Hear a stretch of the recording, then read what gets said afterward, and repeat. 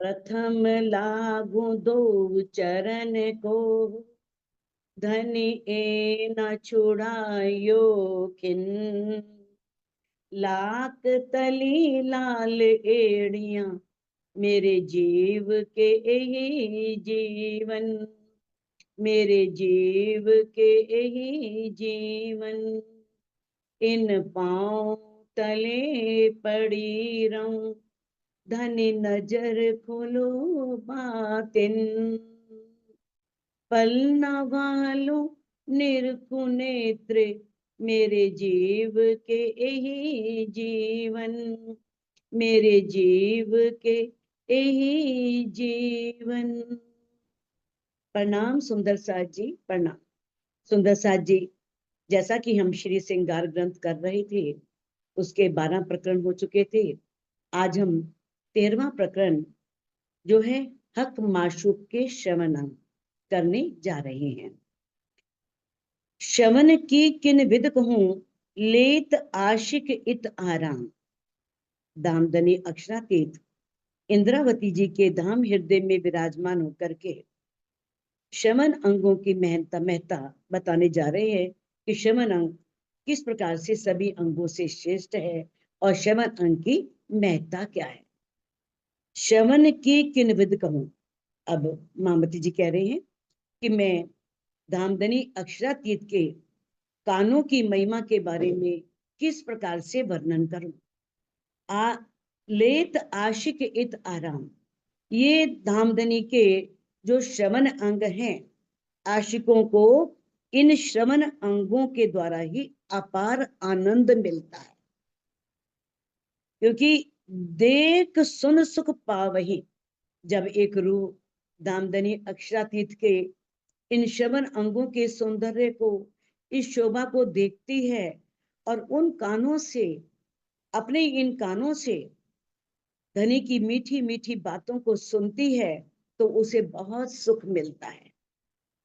कहते हैं आशिक रूह इन ठाम, एक जो धामदनी अक्षरातीत की आशिक रूह है, उसको बस यही स्थान है जहां उसे आराम मिलता है। सुंदर साथ जी, वैसे तो सभी एवं समान है, परम धाम में वहदत है, एक दिल ही है। आपने देखा कि जब एक हार का वर्णन होता है तो उसकी शोभा श्रृंगार सबसे अधिक बताया जाता है, सुंदर है। अब दूसरे का हो तो उसका उससे भी अधिक सुंदर, जबकि वो है सभी समान। अब यहाँ पर जिस अंग का वर्णन किया जा रहा है तो उस अंगों की महत्ता बताई जा रही है।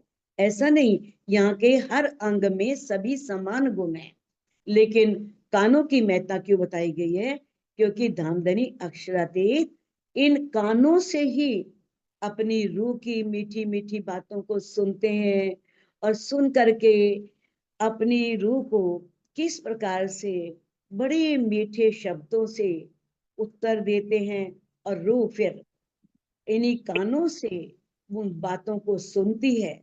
कहा है ना, रूह कानों बातें सुने। रूह की कानों से जब वो धामदनी अक्षरातीत की बातें सुनती है तो ये उसके लिए सबसे बड़ा सुख है, सबसे बड़ा आराम है। और रूह को तभी आनंद मिलता है और सुकून मिलता है। कानन के गुण अनेक हैं, सुख आशिक बिना हिसाब। अब इंद्रावती जी कह रही हैं कि कानों के अनेक गुण हैं, जैसे धामधनी के अनंत गुण है, असीम है, गिना नहीं जा सकता, लिखा नहीं जा सकता, वर्णन नहीं किया जा सकता। तो ये धामधनी के अंगी तो हैं, तो इनके भी तो गुण अनेक होंगे। तो कहते हैं कानन के गुण अनेक हैं, कानों के अनेक गुण हैं, बहुत महत्ता है कानों की। सुख आशिक बिना हिसाब, और आशिकों के सुख जो है उसका भी कोई हिसाब नहीं है, उसकी भी कोई गिनती नहीं है। अगर कानों के गुण अनगिनत हैं तो आशिक जो उनसे सुख लेते हैं, आशिकों को जो उनसे आराम मिलता है, चैन मिलता है, वो भी बेहिसाब है, बेशुमार है। उसका वर्णन नहीं हो सकता, उसका अनुभव किया जा सकता है, उसे महसूस किया जा सकता है। आठों जाम इत पीवही अर्स अरवाही ए शराब। अब जिस प्रकार से श्री बेतक साहिब में आठों पहर प्राणनाथ जी चर्चा कर रहे हैं, चर्चनी कर रहे हैं, और हर समय परम धाम की बातें हो रही हैं, राज्य के स्वरूप की बातें हो रही हैं, और रूहें किस प्रकार से रात दिन वो अमृतमयी माधुर्यता भरी मिठास से भरी हुई उस वाणी को सुन रही हैं। और वो एक शराब है, जैसे शराब व्यक्ति को अलमस्त कर देती है, उसी तरह से ये बातें भी एक रूह को उस सौंदर्य में, उस मिठास में डुबो देती हैं। कहते हैं आठों याम, वो आठों पहर रात दिन जिस रूह को धनी के धनी की बातें सुननी शुरू हो जाएं, फिर वो दुनिया की बातें सुनेंगे क्या?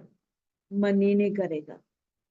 हाँ ठीक है, राजी ने उस तन से कोई काम लेना है तो काम उसे करना पड़ेगा, लेकिन उसका मन करेगा कि मैं उसी सौंदर्य के सागर, प्रेम के सागर, शांति के सागर, उस पार ब्रह्म के सौंदर्य में ही डूबी रहूं, और हर समय उसकी माधुरता भरी मीठी मीठी बातें सुनती रहूं और उनसे बातें करती रहूं। तो कहते हैं आगे, देख कोमलता कानों की नैनो शीतलता हुए। अब इंद्रावती जी कहती हैं कि जो दामदनी अक्षरातीत हैं, उनके कानों की कोमलता को देख करके किस प्रकार से नेत्रों को ठंडक पहुंचती है, नेत्रों को शीतलता पहुंचती है। आशिक इन स्वरूप के ए सुख जाने सोए। जो इन स्वरूप के युगल स्वरूप की जो आशिक रूहें हैं, इन सुख को वो ही जानती हैं और कोई नहीं जान सकता।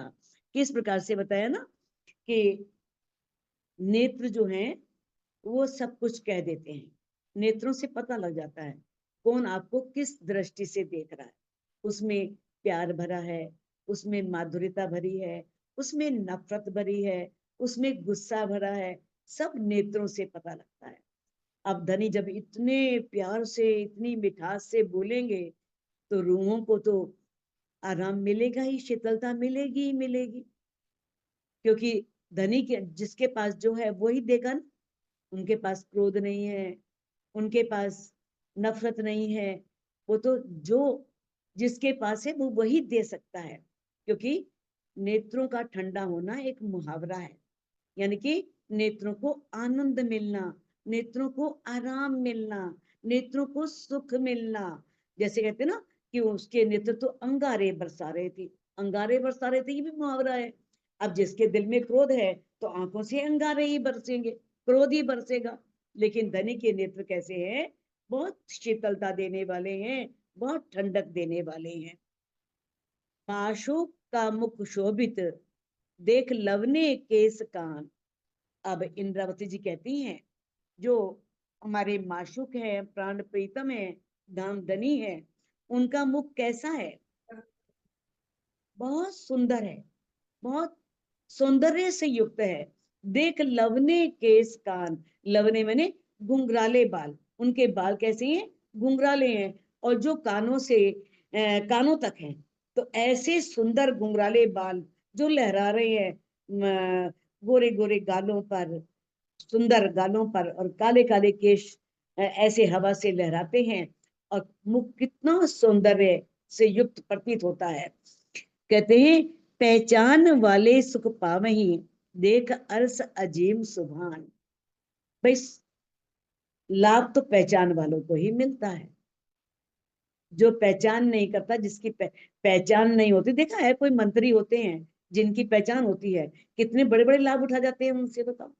और जिनकी पहचान नहीं, बेचारे देखते रह जाते हैं, चाहे कितना ऊंचा ओहदा हो, कितना ऊंची पदवी हो। अब जिसने धामधनी अक्षरातीत हो, देखो जानने में और पहचानने में बहुत फर्क है। जानना सिर्फ ये पता है कि वो पार ब्रह्म है, अक्षरातीत है, और पूरी दुनिया के मालिक है, बस।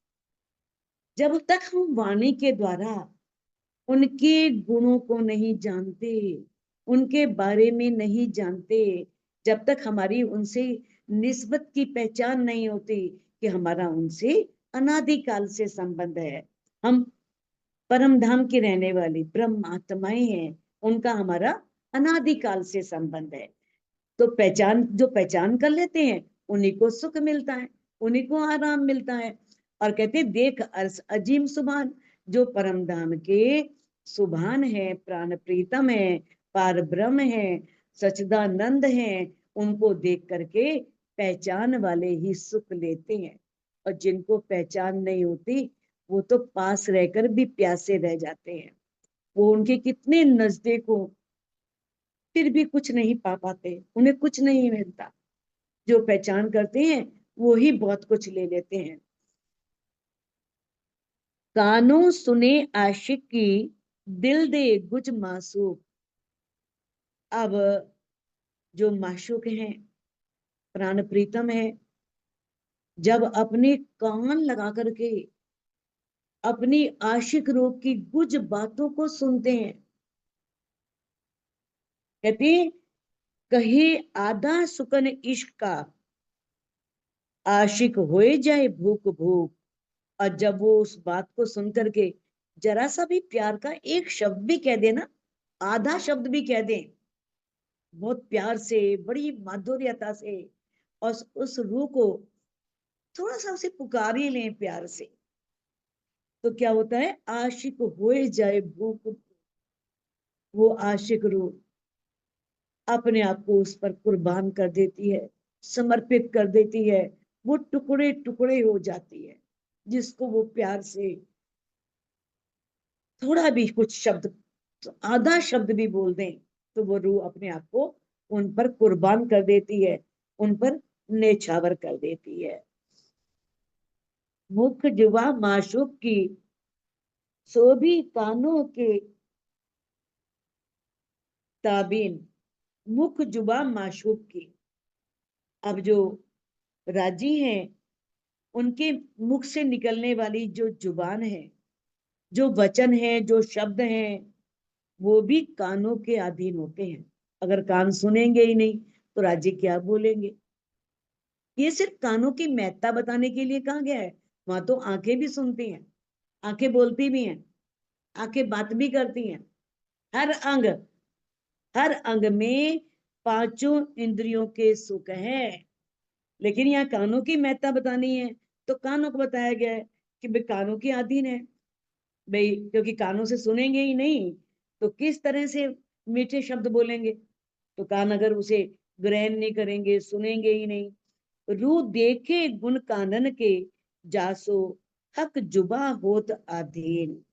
अब जब रूह कानों के गुणों को देखती है, उन धाम देने के दिव्य कानों की बारे में चिंतन करती है, सोचती है, और फिर क्या करती है, वो धनी की वाणी को भी अपने अधीन की, कानून ने तो धनी की वाणी को भी अपने अधीन कर रखा है। वो ये जान जाती है, जासो हक जुबा होत अधीन, ये इन कानून ने तो राज्य की जुबान को भी, जुबान यानी कि राज्य की वाणी, राज्य के वचन, उनके वचनों को भी अपने अधीन कर रखा है। इतनी महत्ता है इन कानों की कि उन्होंने उनकी जुबान को भी अपने वश में किया हुआ है।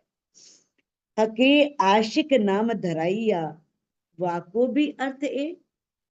अब राजी ने जो आशिक नाम धराया उसका अर्थ भी यही है। जब धनी यहाँ पर आए तो उन्होंने कहा ना, आशिक मेरा नाम रुअल्ला, आशिक मेरा नाम, आशिक नाम धराया, तो उसका अर्थ भी यही है। कहते हैं माशूक उलट आशिक हुआ।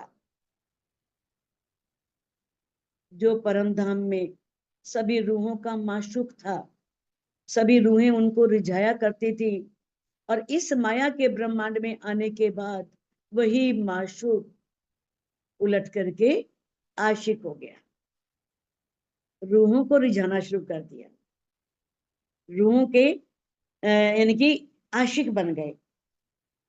सो भी बल कानन के, और किस लिए, कानों, इसमें कानों की ही भूमिका है। कानों का ही महत्व है। उन्होंने कानों से उन रूहों ने कुछ तो अर्ज की होगी, चाहे पहचान नहीं थी पारब्रह्म की, कुछ भी, हम कौन है, कहाँ से आए हैं, लेकिन फिर भी एक रूह ये तो करती है कि मेरी आत्मा का प्रीतम कौन है, मुझे मिले। जब वो इतने प्यार से पुकारती है तो धनी फिर उसे किस तरह से अपनी पहचान देते हैं और अपने बारे में ये, उन्होंने उन रूहों को ये वाणी दी, वाणी से पहचान दी, अपनी सारी पहचान इस वाणी में के द्वारा सब जाहिर कर दी। तो ये सब कानों के द्वारा हुआ। किस तरह से धनी जब एक रूह की बात सुनते हैं तो कितना गुना ज्यादा, अनेक अरबों गुना ज्यादा अमृतमयी वचन से सखियों को उत्तर देते हैं, और इस प्रकार से वो सखियों के फिर वो आशिक हो जाते हैं। देखो, राज्य आशिक भी हैं, माशुक भी हैं, सखियां आशिक भी हैं, माशुक भी हैं। जब सखियां रह जाती हैं तो सखियां आशिक है, जब राज्य एक रूह से प्रसन्न होकर के बात करते हैं तो राज्य आशिक है, उस समय रूह माशुक हो जाती है। कहते हैं, हक कहे मेरा नाम आशिक, सो भी सुन के गुज मोमिन। अब ब्रह्म सृष्टियों की प्रेम की गुज बातों को सुन करके, गुप्त बातों को सुन करके माशूक राजी क्या कहते हैं कि मेरा नाम आशिक है, मैं आशिक हूं, मैं रूहों से बहुत प्यार करता हूं, मैं रूहों के बिना रह नहीं सकता। ए जाने अरवा अर्स के, कहूं केते कानो गुण। ये बातें परम धाम की सभी अरवाहें जानती हैं, सभी ब्रह्म सृष्टियां जानती हैं। अब कहते हैं मामती जी, मैं कानों के गुण कितने कहूं, कानों के अनंत गुण है, असीम गुण है, मैं उनका कितना बयान करूं, कितना उसका वर्णन करूं। खामद अर्स अजेम का, गुज सुनत रात दिन। अब जो ये परम धाम के खावंद है, हमारे प्राण प्रीतम है, अक्षरातीत है, वो क्या करते हैं, रात दिन अपनी अंगनाओं की गुज बातों को सुनते हैं। देखो, सखियों के द्वारा राज्य से जो बातें की जाती हैं तो राज्य के द्वारा उसका उत्तर भी दिया जाता है, और उत्तर दिया जाना क्या है, लीला मात्र है। तो कहते हैं कि परम धाम में तो राज्य का हृदय ही सभी रूपों में लीला कर रहा है, लेकिन यहाँ पर तो देखो परम धाम में तो राज्य का दिल ही सब कुछ, सखियां भी वहीं से हैं, श्यामा जी वहीं से हैं, 25 पक्ष भी वहीं से हैं, सभी वहीं से प्रकट हो रहे हैं। तो इस प्रकार से राज्य के कानों में और ब्रह्म सृष्टियों के कानों में परम धाम में कोई अंतर नहीं है। लेकिन यहाँ माया के ब्रह्मांड में अनेक कारण से, क्योंकि जीव के कान और हैं, आत्म के कान और हैं। जीव के कान भी तो काम करते हैं ना, जीव का व्यवहार, जीव की रहनी भी काम करती है ना। तो इस प्रकार से बताया है कि ये जो अरवाएं अर्श की कई सुख लेवे कानन, जो परम धाम की रूहें हैं ना, वो इन कानों के बहुत सुख लेती हैं, बहुत उन्हें अपार अनंत सुख मिलते हैं। हक आशिक हुआ यही वास्ते, सो रूहें क्यों ना सुने हक बात। अब जो परम धाम के मालिक खावंत पूर्ण ब्रह्म परमात्मा, वो रूहों के आशिक हो गए। किस वास्ते, अपनी रूहों की बातों को सुने और अपनी बातों से रूहों को रिझाएं, इसके लिए। सो रूहें क्यों ना सुने हक जात। फिर जो रूहें हैं राज्य को, राज्य आशिक बन गए, तो अब जब ऐसी स्थिति हो गई तो एक ब्रह्म सृष्टि, हक जात में नहीं, ब्रह्म सृष्टि राज्य की उन प्रेम भरी बातों को क्यों नहीं सुनेगी। जब राजी आशिक हो गए, राजी सुनना चाह रहे हैं, तो रूह क्यों नहीं सुनेगी, रूह तो बहुत ध्यान से सुनेगी राज्य की बातों को। एक कौन जाने अर्स रूहों बिना, कहते इन बातों को अर्स की रूहों के बिना कौन जानता है, कोई नहीं जानता। ये जीव क्या जानेंगे, ये दुनिया वाले क्या जानेंगे। कहते कान गुण अंग आख्यात, जो कान धामधनी अक्षातीत के जो श्रवण अंग हैं, उनके अख्यात, अख्यात कहते हैं इतने गुण हैं कि उनका वर्णन नहीं हो सकता। अख्यात मैंने उन्हें कहा नहीं जा सकता। इतने गुण है उन कानों के, उन कानों की इतनी महिमा है, उन कानों की इतनी महत्ता है।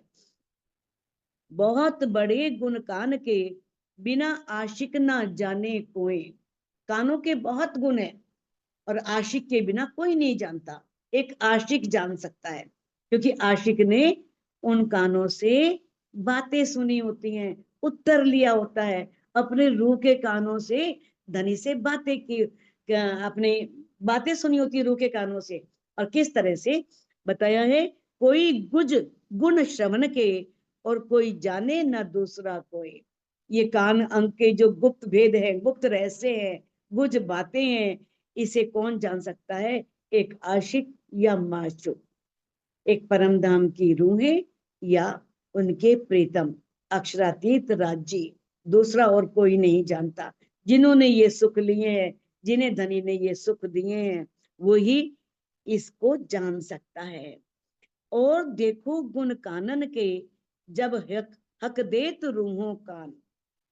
कहते हैं और कानों के गुण देखो, कि ये बात भी तभी हो सकती है जब धामधनी अंगनाओं की बात को बहुत प्रेम पूर्वक सुनते हैं। जब हक देत रूहों कान, रूहों की बात सुनने के लिए अपने कान लगाते हैं, कानों से बहुत ध्यान से रूहों की बातों को सुनते हैं। वाको ले अपने नजर में, देखे सनकुल दृष्ट सुभान। कहते हैं अब उस रूह को अपनी नजर में लेकर के, धन्य है वो रूह जिसे धनी अपनी नजर में लेते हैं। देखे सनकुल दृष्ट सुभान, और वो उस बात को किस प्रकार से ध्यान में रखते हुए उन अंगनाओं की ओर बहुत ही प्रेम भरी दृष्टि से देखते हैं।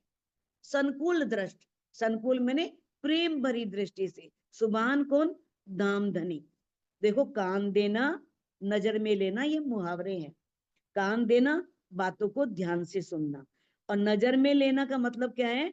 कि अपने मन में उसे बसा लेना। हमारे मन में राजी बसे हैं तो एक तरफा है, हम राजी के दिल में नहीं बसे तो क्या? राजी के दिल में भी तो बसना है ना।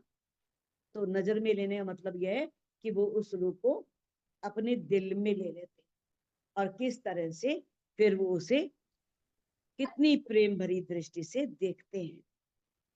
सब सुख पावे रू 300, हुए नेत्र भी कानो तालु। अब रू जो होती है ना, वो सारे सुख लेती है।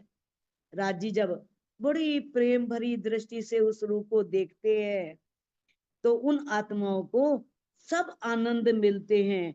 इस प्रकार से नेत्र और कान दोनों का संबंध हो जाता है, दोनों संबंधित हो जाते हैं।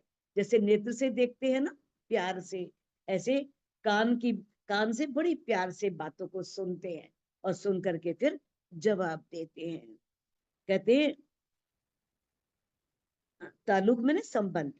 शीतल दृष्टि देखत, एजो माशुक मलूक। कहते हैं माशुक मलूक कौन है? मलूक बोलते हैं अक्षर धाम को। अक्षर धाम में कौन रहते हैं? अक्षर ब्रह्म रहते हैं, जो धामधनी का दीदार करने आते हैं, नित्य प्रति दीदार करने के लिए आते हैं, और किस तरह से दूर से देख करके प्रणाम करके वापिस चले जाते हैं। अब उन अक्षर ब्रह्म के जो माशूक हैं, जो अक्षर ब्रह्म के माशूक कौन हो गए? राजी। अब राजी तो है उनके माशूक, और वो किस तरह से राजी माशूक हो गए और अक्षर ब्रह्म आशिक हो गए। इस प्रकार अक्षर धाम के माशूक कौन है?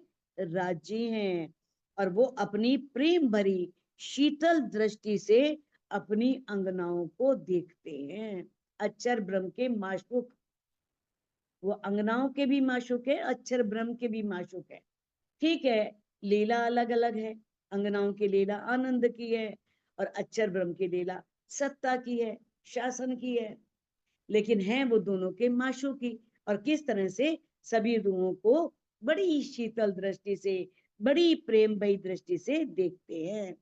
ये सब बरकत कानों की, सो सुन सुन रू की वान, ये सब कानों की बरकत है, कानों की मेहर से, कानों की कृपा दृष्टि से, ब्रह्म सृष्टि के मुख से प्रेम की गुज बातें सुन करके, सुन सुन रू की वान, रू की बातों को सुन करके धामधनी दिल भी हकता देते हैं, मेहर करत मेहरबान। वो मेहरबान कितनी मेहर करते हैं, कितने मेहरबान है वो, किस तरह से जब उनकी बात सुनते हैं तो हृदय का सारा प्रेम उड़ेल देते हैं। कहते हैं दिल भी हकता देते हैं, राजीव वहां दिल भी दे देते हैं। दिल देना मतलब दिल में जितना प्रेम भरा है सारा प्रेम उस रूप पर उड़ेल देते हैं। तो ये सारा सौभाग्य कानों के कारण ही प्राप्त होता है, ये कानों का बल ही है, कानों के द्वारा ही ये सब सुख मिलते हैं। एक गुण सब कानन के, कई गुज सुख रूप परमान। अब कहते हैं एक गुण सब कानन के, ये सभी कानों के गुण हैं, ये कानों की महत्ता है, ये कानों की शेषता है, ये सब कानों के अंदर ही गुण छिपे हुए हैं। कई गुज सुख रूप परमान, निश्चित रूप से रूह को कई गुज सुख मिलते हैं, इसमें कई गुज सुख छिपे हुए हैं। रूहे कई सुख कानों लेते हैं, रहमत इन रहमान। रहमान कहते हैं दामदनी को, दामदनी अक्षरातीत जो मेहरबान है, रहमान है, सब पर रहम करने वाले हैं, सब पर कृपा दृष्टि करने वाले हैं। तो उस धामधनी की रहमत से, उनकी मेहर से रूहें इन कानों के द्वारा बहुत सुख लेती हैं, बहुत आनंद लेती हैं। हक इश्क जो करत है, सो सब कानों की बरकत। राजी अपनी अंगनाओं से, अपनी रूहों से जो प्रेम करते हैं ना, वो भी किस लिए, इन कानों के बरकत से, कानों के कारण ही, कानों से बातें सुनते हैं मीठी मीठी रूहों की, और फिर उनसे प्रेम करते हैं। तो जिस प्रकार से रूहें अपने प्रीतम को रिझाने के लिए बड़ी मीठी मधुर वाणी से, राजी से बातें करती हैं, उनके कानों में प्रेम रस डालती हैं, और धामधनी किस प्रकार से उस बात को सुन करके सखियों को रीझ करके फिर उन्हें रिझाना चाहते हैं। तो इस प्रक्रिया में क्या होता है, कान ही तो माध्यम है, कानों से ही बातें सुनी, और फिर किस तरह से वो रिझाएंगे, तो रूहें भी इन कानों से बातें सुनेंगी। कहते राज्य रूहें भी तभी सुन सकती हैं जब राज्य उन्हें कान देते हैं, सुनने वाले कान, ये वाले कान नहीं जो बाहर दिख रहे हैं, ये तो सिर्फ एक देखने के लिए कान है बस, जो सुनने वाले कान है वो और कान है। कहते कि किस प्रकार से अनेक सुख हैं इनमें, सो जाने हक निस्बत, इनमें बहुत सुख है, और इसे कौन जान सकता है, जिसकी धामधनी से निस्बत है, जिसका धामधनी से अनादिकाल से संबंध है, वो रूह ही इस बात को जान सकती है। आशिक जाए कहूं ना सके, छोड़ सुख हक श्रवण। अब धामधनी अक्षरातीत के जो कान हैं, उनके सुखों को छोड़ करके एक आशिक रूह कहीं और जा नहीं सकते, वो उन सुखों को छोड़ नहीं सकती। जिसने वो सुख ले लिए, जिसे उस सुख के स्वाद ले लग गए, तो वो उन सुखों को कैसे छोड़ेंगी। हिसाब नहीं गुण कानों के, सके न ए गुण गिन। तो इन कानों के कोई भी हिसाब नहीं है, इतने गुण है, इसका कोई हिसाब नहीं है, कोई सके न ए गुण गिन। अगर कोई चाहे, जैसे इंद्रावती जी ने गुणों की गिनती शुरू की थी, तो लगा मैं भाई गुण नहीं गिन सकती, धनी के इतने गुण है। कहते हैं ना किस तरह से उन्होंने कहा कि सारी पृथ्वी को मैं कागज बना लूं, सारे वृक्षों की लेखनी बना लूं, जितने भी समुद्र हैं उनकी स्याही बना लूं, लेकिन फिर भी, और कितनी बारीक बारीक कलमें घड़ लूं, कितने बारीक बारीक अक्षर लिखूं, फिर भी मैं उन गुणों का वर्णन, उन उन गुणों को लिख नहीं सकती, गिना नहीं जा सकता। तो इस प्रकार से इतने कानों के गुण हैं कि उन्हें लिखा नहीं जा सकता। खोल देखो हक इश्क को, एक इश्क को, तो कई सुख अर्स अपार। अब धामधनी के एकमात्र प्रेम को ही, मान लो प्रेम की ही बात करो, प्रेम की विस्तार करो, वर्णन करो, तो कई सुख अर्स अपार, उस प्रेम में कई सुख है, अनंत सुख है। अनंत आनंद है, बहुत रूहों को आराम मिलता है। तो ये सब खेल ही किस लिए बना? इश्क रब्द के कारण, कि भाई मेरा इश्क बड़ा है, मेरा इश्क बड़ा है, इसलिए तो इस ब्रह्मांड में आए। और इश्क की जो मार्फत है, जो उसकी यथार्थता है, वो सब क्या है, वो जाने बिना इस खेल का लक्ष्य पूरा नहीं होना। राज्य लाए क्यों है? लाए इसीलिए मार्फत का ज्ञान कराने के लिए। उनके दिल में जो गुप्त रहस्य थे, रूहों को नहीं मालूम थे, वो बताने के लिए। जब तक रूह वो जाने नहीं, तब तक उसका यहाँ आने का लक्ष्य पूरा ही नहीं होगा। तो जिन आत्माओं ने ब्रह्मवाणी के ज्ञान में डुबकी लगाई और किस तरह से उस रहस्य को जान लिया, उसे ही कहा है धामधनी ने, सो सुख लेसी कर बेवरा, जो होशी निस्बती होशियार। निस्बती होशियार किसे कहा है? जो उस निस्बत की पहचान करेगी और उस निस्बत की पहचान करके धामधनी के दिल में डूब करके उन सभी सुखों को जान लेगी, उसे कहा है होशियार। वे किस प्रकार से? वो रूप, उसे ही बुद्धिमान का है, बुद्धिमती का है।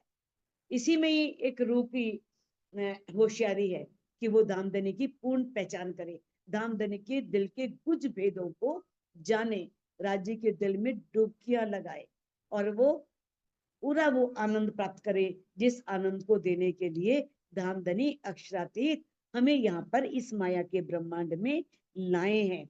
तो वो रूही जो निस्बती होशियार होगी, जो निस्बत की पहचान करके अपनी बुद्धि का प्रयोग करेगी और वो दामदनी के दिल के गुज भेदों को जान लेगी, वही इन सुखों का बेवरा कर सकेगी, इन सुखों को अनुभव कर सकेगी।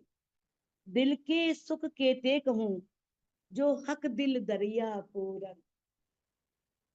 अब इंद्रावती जी कहती है, राजी के दिल के सुख कैसे कहूं, कितने कहूं, कितना वर्णन करूं?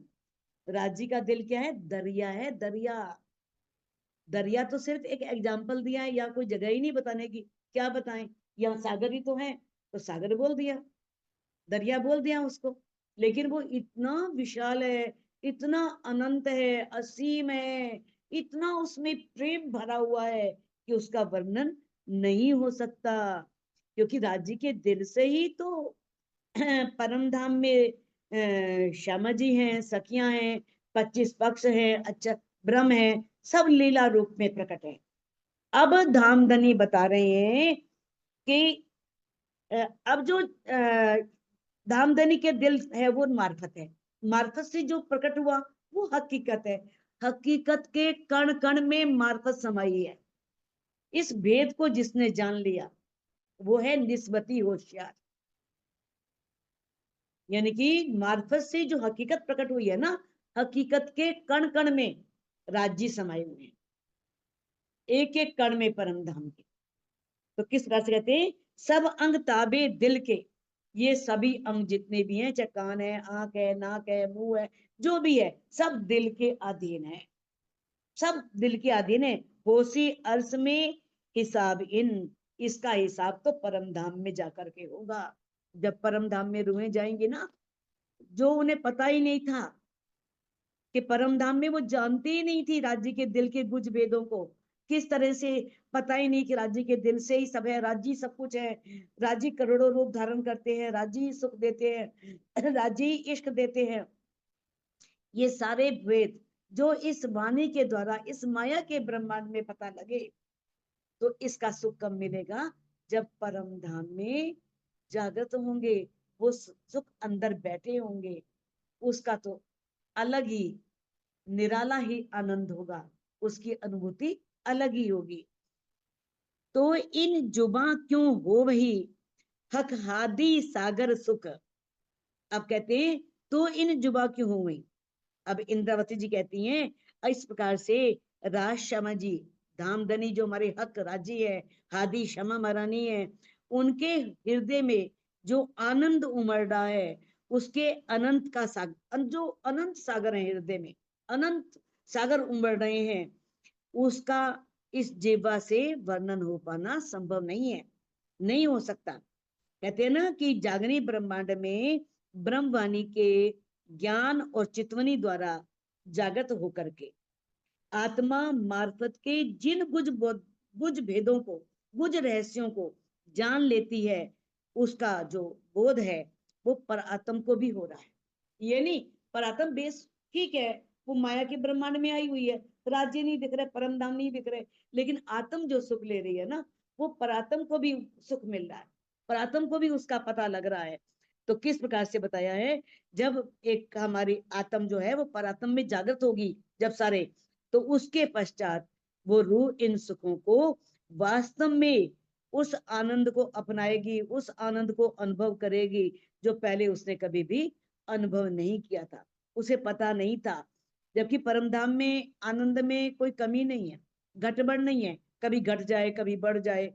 ये नहीं कि पहले आनंद कम था और अब आनंद अधिक हो जाएगा, आनंद तो वैसा ही होगा, लेकिन जिन बातों का पता नहीं था उसकी अनुभूति अलग से होगी, जो इस माया के ब्रह्मांड में देखी और जानी हमने। तो कहती है ए बारीक सुख बीच अर्श के, ये जो धामधनी अक्षरातीत के जो ये बारीक सुख है, जो सूक्ष्म सुख है, गुज सुख है, वो क्या है, होसी मूल मेले के मुख। जब हम मूल मेले में होंगे ना, मूल मिलावे में जागृत होंगे, आत्म परात्म में जागृत होगी ना, तब पता लगेगा कि अरे हम तो जानते ही नहीं थे, ऐसे हैं हमारे परब्रह्म, ऐसे हैं हमारे प्रीतम। तो वो अनुभूति अलग होगी। तो बताया है कि परम धाम के मूल मिलावे में जहां सबकी परात्म बैठी हुई है, वहां पर जब जागृत होंगे उसके पश्चात इन गुज बातों की चर्चा होगी। ये गुज बातें पहले रूहें वहां जानती नहीं थे परमधाम, बस सिर्फ इश्क में डूबी रहती थी। लेकिन इश्क क्या है, इश्क की वास्तविक पहचान इस ब्रह्मवाणी के द्वारा ही रूहों को हुई, और वो जब मूल मिलावे में जागृत होंगी तब इस सुख का अनुभव करेंगी। जो जो अर्थ ऊपर का ले वही, सो सुख जाने एक एक हक श्रवण, जो सुंदर सा। अब जो इस प्रकरण में जो वर्णन किया इंद्रावती जी ने, उन चौपाइयों का केवल बाह्य अर्थ लेंगे, सिर्फ बाहरी अर्थ लेंगे, तो वो ये समझते हैं कि राज्य के कानों से मात्र कानों का ही सुख लिया जा सकता है, भाई कानों से कानों का ही सुख मिल सकता है। लेकिन इंद्रावती जी कह रही है एक एक में कई अनेक, सो कई गुण मगज लेवे मोमिन। यहाँ तो एक एक में अनेकों गुण हैं, और किस प्रकार से मोमिन जो हैं एक में ही कई गुज भेद ले लेते हैं, कई गुज रहस्य ले लेते हैं।